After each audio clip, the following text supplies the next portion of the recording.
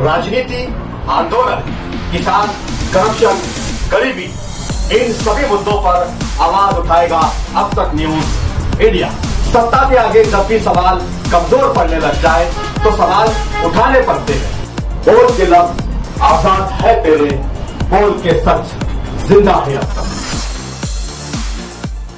सब भैया बहनी, दीदी दाई, मल्ला, जय जोहर।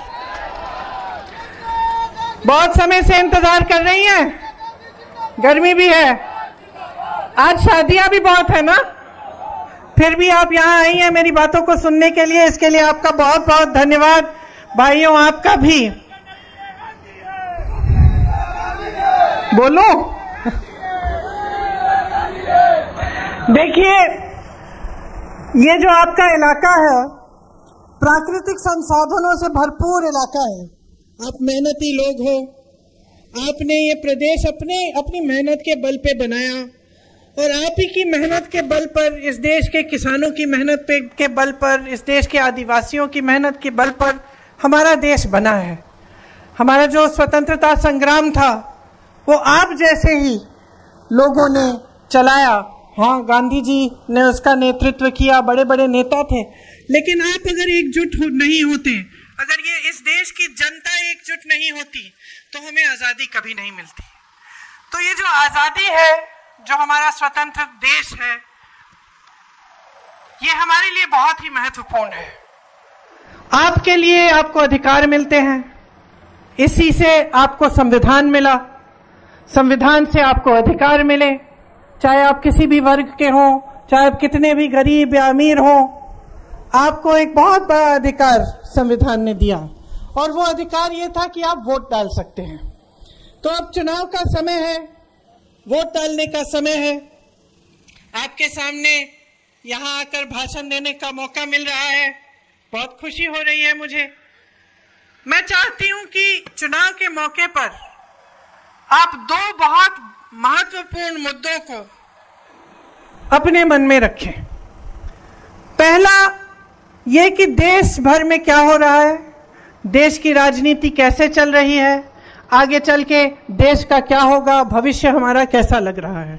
और दूसरा कि आपकी जो रोज की जिंदगी है, आपके जो संघर्ष हैं, आप जो दिन रात मेहनत कर रहे हैं, आपका जो संघर्ष है उसकी कोई सुनवाई है या नहीं है। ये दो बड़े बड़े मुद्दे हैं मुख्य तौर पर।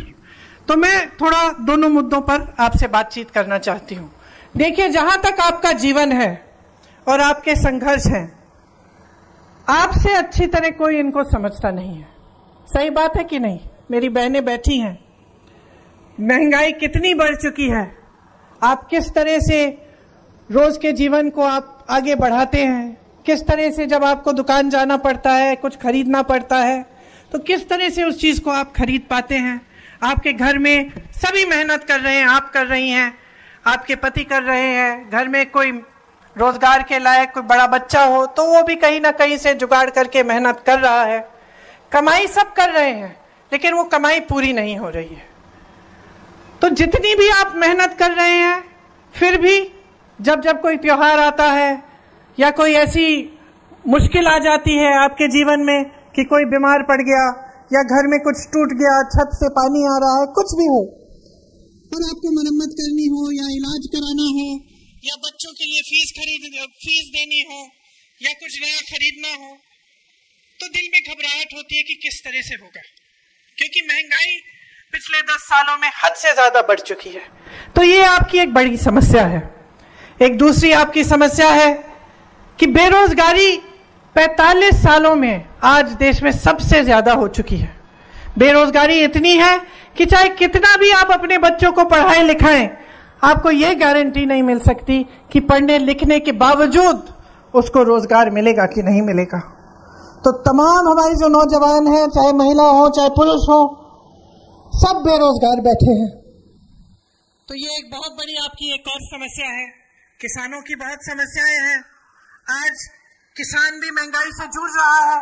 जितने भी सामान आप खेती में इस्तेमाल करते हैं सब पे जीएसटी है, सब महंगे हो गए हैं। पेट्रोल के दाम बढ़ गए हैं, डीजल के दाम बढ़ गए हैं, तो किसान खेती में भी कमा नहीं पा रहा है। तो ये आपकी जो बड़ी बड़ी समस्याएं हैं, उनको हल करने की कोशिश कांग्रेस की सरकार ने जब प्रदेश में थी तो की। आपसे बघेल जी कह रहे थे, आपको याद होगा कि धान को 2500 रुपए में खरीदा जा रहा था, याद है कि नहीं? किसानों का कर्जा माफ किया था कांग्रेस की प्रदेश सरकार ने। भूमिहीनों को 7,000 रुपए मिलते थे सालाना। गोबर की खरीद होती थी। बिजली का बिल आपका आधा किया गया था। हर परिवार को, आप बघेल जी ने बताया, 35 किलो चावल मिलता था कि नहीं मिलता था ना। आदिवासी भाई बहनों को अपनी जमीन वापस दी गई, पट्टे वापस मिले। आंगनबाड़ी और मितानिन बहनों को आपके लिए आपका मानदेय बढ़ाया गया। छत्तीसगढ़िया स्वाभिमान की रक्षा की गई। हर तरह से जो आपकी संस्कृति है, जो आपकी परंपरा है, उसको कायम रखने का काम भूपेश बघेल जी ने किया। अब सरकार आपने बदल दी। उन्होंने आपको बताया कि कैसे कहीं कहीं शायद विधायक से चूक हो गई, तो कुछ विधायकों को हराने के लिए आपने प्रयास किया, इसलिए पूरी सरकार चली गई। सरकार चली गई, एक भाजपा की सरकार आई। उस सरकार ने आपके राशन के चावल में कटौती की। सिर्फ आपको 5 किलो मिलता है जब आपको 35 किलो मिलता था। बेरोजगारी का भत्ता बंद कर दिया। गोबर की खरीद बंद कर दी।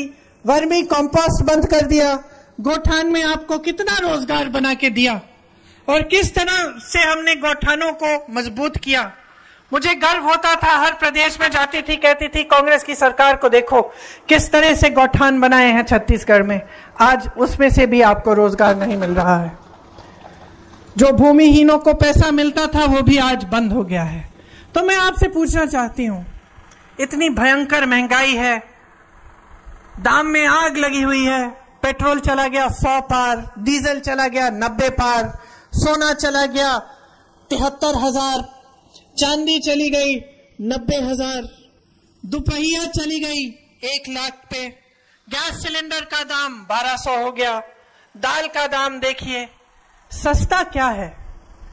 आपके लिए कौन सी ऐसी सुविधा बनाई है नरेंद्र मोदी जी की सरकार ने? प्रदेश में जो नई नई आपने भाजपा की सरकार बनाई है, कौन सी ऐसी सुविधा बनाई जिससे आपके जीवन के संघर्ष में आपको मदद मिल पाए?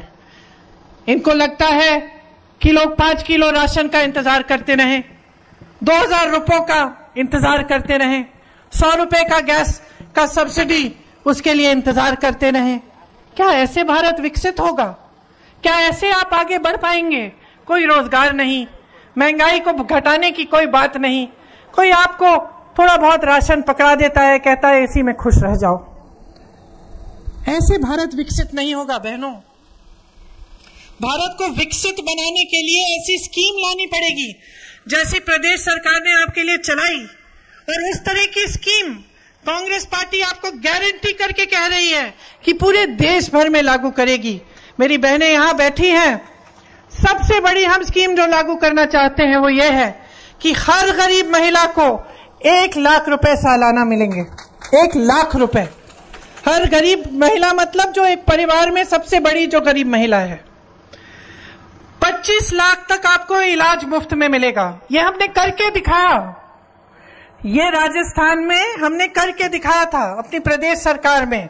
वहां 25 लाख रुपए तक लोगों को इलाज मुफ्त मिल रहा था। वहां भाजपा की सरकार आई, आज उसी 25 लाख को गिराकर 5 लाख की इंश्योरेंस 5 लाख का कर दिया है। सरकारी नौकरियों में हम चाहते हैं कि हमारी बहनों को 50% आरक्षण मिले। मतलब सरकारी नौकरी जितनी भी है पहले के आरक्षणों के तहत आपको उनकी उसका आधा महिलाओं को मिलेगा। आशा, आंगनवाड़ी और मितानिन बहनों के लिए जो मानदेय है उसमें केंद्र की सरकार अपना हिस्सा बढ़ाएगी। इसका मतलब है आपका मानदेय और भी बढ़ेगा। किसानों की बात मैंने की, आप कर्ज में डूब रहे हैं, आपको एमएसपी नहीं मिलता, जीएसटी की वजह से महंगाई, आप अपार महंगाई हो गई है, आपको सामना करना पड़ता है, आपकी कमाई नहीं होती। हम चाहते हैं कि जब फसल का नुकसान हो तो 30 दिनों के अंदर अंदर आपका भुगतान हो। एमएसपी एक कानून बन जाए और सिर्फ एमएसपी उन उपजों पे ना हो जिस पर आपका कोई फायदा ना हो। मतलब कि जो आपकी जो यहां की उपज है उस पे भी एमएसपी का कानून बने। खेती के सारे सामान जीएसटी से मुक्त हो जाएं। मतलब कि आज जो आप जीएसटी दे रहे हैं, जिसकी वजह से जितने भी सामान आप इस्तेमाल करते हैं उस पे जीएसटी लगी हुई है और महंगे हो गए हैं, वो जीएसटी जब हट जाएगी तो वो सामान और सस्ते हो जाएंगे, तो आपके लिए सुविधा होगी। भूमिहीनों को जमीन दी जाएगी और न्यूनतम मजदूरी 400 रुपए की हम कराएंगे। देखिए, मैंने आपसे मोटे तौर पर जो आपके संघर्ष हैं किसानों के, जो आपके महंगाई और बेरोजगारी की समस्याएं हैं, उसके बारे में बात की। मैं जानती हूं कि यहाँ पे मेरे आदिवासी भाई बहन बहुत सारे हैं। आपको याद होगा कि कांग्रेस की सरकार जब थी और जब रही है, हमने आपकी संस्कृति की रक्षा की है। हम समझते हैं कि जल, जंगल और जमीन पर आपका अधिकार है, और जैसे मैंने आपसे कहा, उस अधिकार की रक्षा हमारा संविधान करता है। आज आपने सुना होगा कि भाजपा के कई ऐसे नेता हैं जो जहां जहां भाषण दे रहे हैं वो कह रहे हैं हमें 400 सीट दे दो, इस चुनाव में हम संविधान को भी बदल डालेंगे। सुना है आपने? ये सुना है? क्यों कह रहे हैं ये? एक तरफ से ये छोटे छोटे नेता और कुछ इनके मंत्री जगह जगह जाके कह रहे हैं कि हम संविधान को बदलेंगे, दूसरी तरफ मोदी जी मंच पे आते हैं और इनके बड़े नेता कहते हैं कि हम संविधान को नहीं बदलेंगे। तो जनता क्या सोचे कि क्या हो रहा है? आपको क्या लगता है कि भाजपा के नेता बगैर मोदी जी की इजाजत इतनी बड़ी चीज कह सकते हैं पूरे देश भर में घूम के कि वो संविधान को बदलेंगे? नहीं भाइयों और बहनों, ये एक पूरी साजिश है कि सबसे पहले छोटे छोटे नेता, मंत्री, अलग अलग नेता देश के अलग अलग कोनों में जाकर ये कहेंगे कि संविधान बदल डालेंगे, और मोदी जी मंच पे खड़े होकर मना कर देंगे कि नहीं नहीं, ऐसा हम नहीं करेंगे। ऐसा पहले भी हुआ है कि बात कहीं और से उभरती है, मोदी जी कहते हैं ऐसा नहीं होगा, चुनाव के बाद वही बात मोदी जी कर डालते हैं।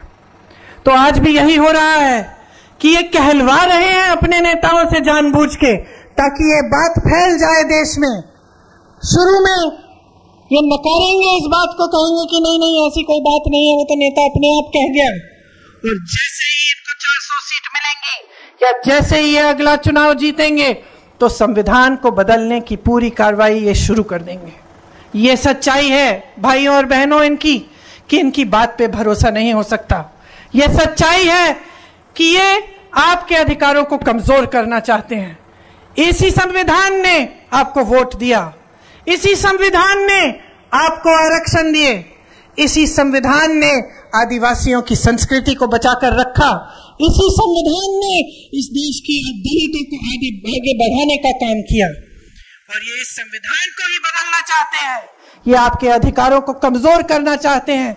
और ये मत समझिए कि ये कोई दूर की बात है कि संविधान को बदल डाला तो आपके जीवन पे असर नहीं होगा। ये बहुत बड़ी गलतफहमी होगी आपकी अगर आप ऐसा समझेंगे।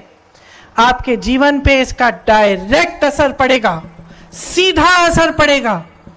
अगर संविधान बदल डाला तो आज जो सम्मान का जीवन जी रहे हैं आप, आज जो अधिकारों से भरपूर जीवन जी रहे हैं आप, कि आप खड़े होकर अपने अधिकारों को मांग सकते हैं, आप सवाल उठा सकते हैं नेताओं से कि मेरे लिए काम क्यों नहीं करा, आप अपने वोट द्वारा सरकारों को बदल सकते हैं, ये सब अधिकार मिट जाएंगे अगर संविधान बदला जाएगा। तो सबसे बड़ी बात आपको समझनी पड़ेगी कि क्या आप एक ऐसा देश चाहते हैं जिसमें भविष्य में आपका संविधान ही बदला जाए और आपके अधिकार कमजोर किए जाएं। दूसरी बात कि इनकी सरकार किस लिए चल रही है। अगर आपके लिए चल रही होती भाइयों और बहनों, तो ये जो समस्याएं हैं आपकी, ये आस्ते आस्ते मिट जाती। 10 सालों से इनकी सरकार चल रही है केंद्र में मोदी जी की। क्या आपका जीवन बदला है? क्या आपकी समस्याएं कम हुई हैं? क्या आपकी तरक्की हुई है? आपने तो सुना होगा कि भाजपा के नेता कहते हैं कि मोदी जी विश्व के सबसे बड़े नेता हैं। सुना है कि नहीं? टीवी पे भी आप यही देखते हैं। आपको तो ये कहा जाता है कि ऐसे चुटकी में चाहे तो दुनिया भर में जितने भी जंग हो रहे हैं उनको मोदी जी रुकवा सकते हैं।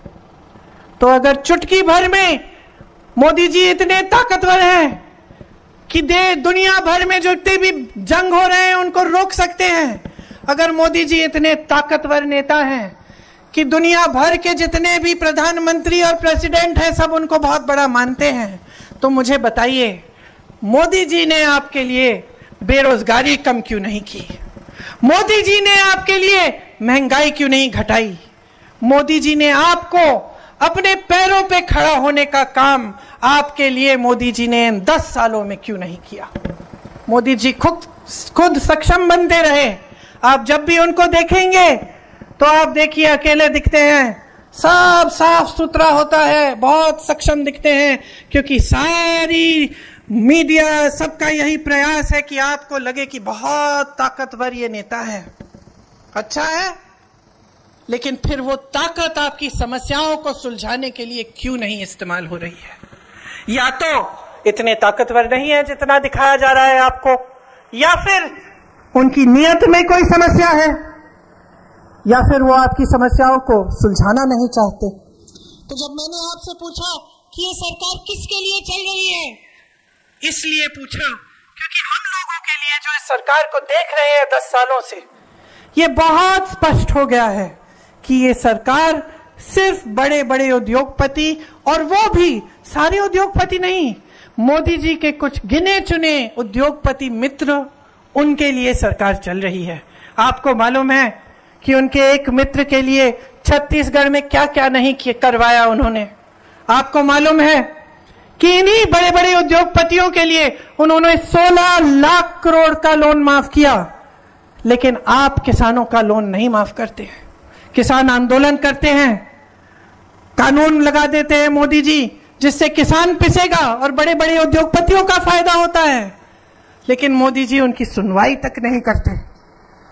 आज देश का लोहा, देश का कोयला, देश की बिजली, देश की सड़कें, देश के हवाई अड्डे, देश के बंदरगाह, देश के हाईवे, सब इन्हीं 2-3 बड़े उद्योगपतियों को सौंप दिए गए हैं। यहां से आपको रोजगार मिलता था, ये संपत्ति थी देश की। ये बड़े बड़े पीएसयू जिनको कमजोर किया गया, जिनके सब्सिडरीज इन लोगों को दिए गए, बैंकों का सारा पैसा इन लोगों को दिया गया, तो ये सरकार तो इन्हीं लोगों के लिए चल रही है। किसान का बेटा क्या करेगा, गरीब की बेटी क्या करेगी, छोटा कारोबारी क्या करेगा, जिसकी कमर तोड़ी जा रही है, जीएसटी से, नोटबंदी से मुश्किलों में डाल दिया, उसको दलदल में डाल दिया, निकल नहीं पा रहा है, कमाई नहीं कर पा रहा है। युवा उद्यमी क्या करेगा, हमारे कारीगर क्या करेंगे अगर ये सरकार आगे बढ़ती रहे? तो इस सरकार की नीयत ठीक नहीं है बहनों और भाइयों।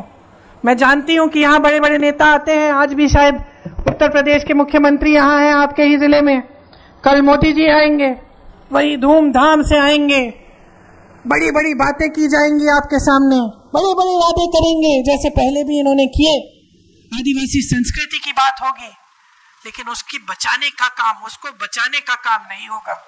सच्चाई पे नहीं उतरेंगे, आपसे बेरोजगारी की बात नहीं करेंगे, ये महंगाई जिससे आप जूझ रहे हैं इसकी बात नहीं करेंगे। आपको यही दिखाने की कोशिश होगी कि बहुत ताकतवर है और उन्हीं में आप भरोसा करें तो सब कुछ ठीक हो जाएगा। लेकिन मैं आपसे पूछना चाहती हूं, क्या पिछले 10 सालों में सब कुछ ठीक हुआ? हाँ, नहीं हुआ, कुछ ठीक नहीं हुआ बहनों और भाइयों। महंगाई बढ़ती गई, बेरोजगारी बढ़ती गई, मंच पे आते हैं तो इधर उधर की बातें करते हैं ताकि आपका ध्यान भटकाया जाए। दिखावे की राजनीति है, और ये गहराई से इस बात को समझिए। आपने इंदिरा जी को बहुत आदर दिया, बहुत माना, इसीलिए आज जब मैं उनकी पोती आपके सामने आती हूं तो आप मेरा सम्मान करते हैं, क्योंकि आपने उनका आदर किया। क्यों किया? दिखावे के लिए नहीं किया, आपने इसलिए किया कि आपके घरों में आई, आपके बीच आई, आपकी समस्याओं को उन्होंने समझा, कोशिश की कि आपको आपके पट्टे वापस दिए जाएं, आपको अपने अधिकार वापस दिए जाएं, आप अपने पैरों पे खड़े हों। दिखावे की राजनीति नहीं की, और आज इस देश में पूरी तरह से दिखावे की राजनीति चल रही है। आज तो ये स्थिति आ गई है कि नेता अगर पूजा भी कर रहा है तो उसके साथ कैमरा होना चाहिए, टीवी पे आपको दिखना चाहिए, सारा दिखावा होना चाहिए। इंदिरा जी भी पूजा करती थी, एकांत में करती थी। अपने कमरे में एक छोटा सा पूजा का कमरा बनाया था, कमरे के साथ, वहां पे चुपचाप से करती थी, दिखावे के लिए नहीं थी ये बात। धर्म को इस्तेमाल नहीं किया जाता है राजनीति के लिए, ये हमारी परंपरा नहीं रही है। हमारे देश की पुरानी परंपरा रही है कि धर्म का मतलब है सेवा, धर्म का मतलब है सत्य। अगर नेता मंच पे खड़े होके आपको झूठे वादे करे तो धार्मिक नेता नहीं है, वो सत्य के पथ पर नहीं चल रहा है। आपको वो वादा किया जाना चाहिए जो वादा पूरा होगा। इसीलिए कांग्रेस पार्टी की जो गारंटी है उसका प्रमाण आपके सामने है। कर्नाटका में हमने कहा हम महिलाओं को कुछ देंगे, हर महीने पैसे देंगे, आज उनको मिल रहा है। यहां पे हमने कितना काम करके दिखाया छत्तीसगढ़ में, आपने खुद देखा। जैसे मैंने गौठानों की बात की, मानदेय की बात की, आपने खुद देखा कि काम किया हमारी सरकार ने। इसलिए हम चाहते हैं कि आदिवासियों के लिए खास जो SC/ST सब प्लान है उसको हम लागू करेंगे। विशेष बजट जारी करेंगे हम आपके लिए और दलितों के लिए। वन अधिकार कानून वाले पट्टों को 1 साल में हम उन पर सब पट्टों का फैसला करवाएंगे। और जहां आदिवासियों की जनसंख्या ज्यादा है उन क्षेत्र को हम अनुसूचित क्षेत्र घोषित जरूर करेंगे। देखिए, अभी बघेल जी मंच पे थे, निकल गए हैं क्योंकि अगली मीटिंग में जाना था। उन्होंने बहुत संघर्ष किया आपके लिए, उन पे बहुत भयानक हमला किया गया। और ये हमला इसीलिए किया गया क्योंकि वो छत्तीसगढ़ का सम्मान बढ़ा रहे थे। ये कहा गया कि बहुत भ्रष्ट है, तमाम उन पे केस लगाए गए। मुझे याद है 1.5 साल पहले ही उन पे केस लगाया गया, उन पे आरोप लगाए गए, लेकिन वो रुके नहीं। जब भी मैं उनसे मिलती थी, आपकी बात कि मैंने गौठान में ऐसा काम किया है कि दीदी मालूम है आज हम 35 किलो का राशन दे पा रहे हैं, ये सारी बातें होती थी। वो जो भ्रष्टाचार के आरोप जिन्होंने लगाए, सबसे भ्रष्ट तो वही निकले। भाजपा के बड़े से बड़े नेता, आपने टीवी पे पता नहीं देखा है कि नहीं, क्योंकि ज्यादातर टीवी और मीडिया पे ये चीजें आजकल दिख नहीं रही हैं, लेकिन सच्चाई ये है कि मोदी जी ने सबको भ्रष्ट कहा। बड़े बड़े मुख्यमंत्रियों को, हेमंत सोरेन जी को जो आदिवासी मुख्यमंत्री हैं, उनको जेल में डाल दिया, सब पे केस डाले, सांसदों को संसद से निकाल दिया, खूब कार्रवाई की, छापे लगवाए, केस लगवाए, सबको बोल दिया कि सब भ्रष्ट है, सिर्फ मैं ईमानदार हूं। सिर्फ एक इंसान कहते हैं कि देश में भ्रष्टाचार के खिलाफ लड़ रहे हैं। फिर एक अनोखी बात हुई, सुप्रीम कोर्ट ने कहा कि मोदी जी ने एक स्कीम निकाली थी और उस स्कीम में जो भी राजनीतिक दलों को चंदा देता था उसका नाम गुप्त रहता था। तो अनोखी बात क्या हुई कि एक केस डला और सुप्रीम कोर्ट ने यह तय किया कि भाई ये स्कीम सही नहीं है, क्योंकि इस स्कीम में जो नाम गुप्त रहते हैं उससे भ्रष्टाचार बढ़ जाएगा। सुप्रीम कोर्ट ने कहा मोदी जी को और उनकी सरकार को कि ये जो सूची है कि आपको किस किस ने चंदा दी, उस सूची को पारदर्शी बनाओ, जनता के सामने रख दो। इलेक्टोरल बॉन्ड्स कहलाती थी वो स्कीम। तो सबसे पहले तो सरकार ने कहा कि भाई सूची नहीं मिल रही। फिर सुप्रीम कोर्ट के जज को गुस्सा आया, उन्होंने कहा 2 दिन में निकाल के दो ये सूची। तो मजबूरन सूची निकली। जब सूची निकली तो सब साफ साफ दिखने लगा। क्या दिखा? यह दिखा कि जिस पर छापे मारे थे मोदी जी की सरकार ने, उसके बाद उनसे चंदा मांगी, चंदा मिल गई, छापे बंद। जिसको धमकाया था, चंदा मांगी, चंदा मिल गई, धमकाना खत्म, केस सारे बंद, कार्रवाई बंद। पता चला कि ऐसी कंपनियां थी जिनका मुनाफा कम था और चंदा ज्यादा दी हुई थी। क्या मतलब है इसका? इसका मतलब है कि कहीं से काला धन सफेद करने का काम इसी इलेक्टोरल बॉन्ड से किया गया था। आगे मैं बताती हूं, ये भाजपा के नेता जो हम सबको भ्रष्ट कहते हैं, सब पे केस डाल देते हैं, किसी पे हजारों करोड़ का केस आरोप, किसी पे कुछ। और सुनिए, जिस दिन वो नेता कहता है कि मैं भाजपा में शामिल होने जा रहा हूं, अचानक सारे केस गायब। अचानक वही भ्रष्ट नेता साफ हो जाता है, वही भ्रष्ट नेता ईमानदार हो जाता है। ये लोग परिवारवाद का आरोप लगाते हैं, कहते हैं कि इन लोगों को सिर्फ अपने परिवार की परवाह है। अगर इंदिरा जी को सिर्फ अपने परिवार की परवाह होती तो आज उनके शहीद होने के 30 साल बाद आप उनका इतना आदर नहीं करते। अगर हमें सिर्फ अपने परिवार की परवाह होती तो हम तो आराम की जिंदगी जीते, हमें क्या था। लेकिन हम सेवा करना चाहते हैं क्योंकि हमारे दिल में सेवा की भावना है, श्रद्धा की भावना है आपके लिए। ये लोग हमें कहते हैं कि हम परिवारवादी हैं, फिर क्या होता है?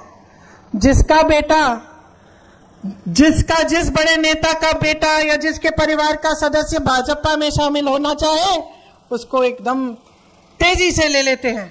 आज मैं दावे के साथ कह सकती हूं कि बड़े परिवारों के बेटे, बेटियां, चाचे, चाचियां सब उन्हीं की भाजपा में शामिल हो गए हैं और तब परिवारवाद के सारे आरोप खत्म। तो देखिए, गहराई से समझिए आपके सामने क्या हो रहा है। एक समय में आप नेताओं से नैतिकता की उम्मीद रखते थे, सादगी की उम्मीद रखते थे, शान और शोहरत की नहीं, नाटक की नहीं, कि आपके सामने आकर कोई भी नया नाटक कर ले और नैतिकता की कोई बात नहीं हो। इस पूरे देश की परंपरा रही है और महात्मा गांधी जी के समय से नहीं, ये हिंदू धर्म की पुरानी परंपरा है, ये आदिवासी परंपरा भी है कि अपने जो बड़े होते थे, जो नेता होते थे, उनसे हम ये उम्मीद रखते थे कि वो हमसे सच बोलेंगे, वो हमारे लिए अच्छा करेंगे, वो हमारे साथ विश्वासघात नहीं करेंगे। इसीलिए आप गहराई से समझिए कि आपको बदलाव लाना पड़ेगा। इस बार अगर आपने कांग्रेस के हाथ मजबूत नहीं किए और फिर से आप 5 सालों के लिए भाजपा की सरकार ले आए, तो 5 साल और इस देश में क्या क्या होगा इसकी गारंटी कोई नहीं ले सकता। संविधान बदला जाएगा, आपकी बेरोजगारी बढ़ेगी, आपकी महंगाई और भी बढ़ेगी, आपकी समस्याएं बढ़ती चली जाएंगी, ये देश बड़े बड़े उद्योगपतियों को सौंपा जाएगा, ये नेता और भी ताकतवर बनेंगे, और भी शोहरत होगी इनकी, शान होगी इनकी, लेकिन सब अंदर से खोखला होगा और आपके जीवन इसी दलदल में पड़े रहेंगे।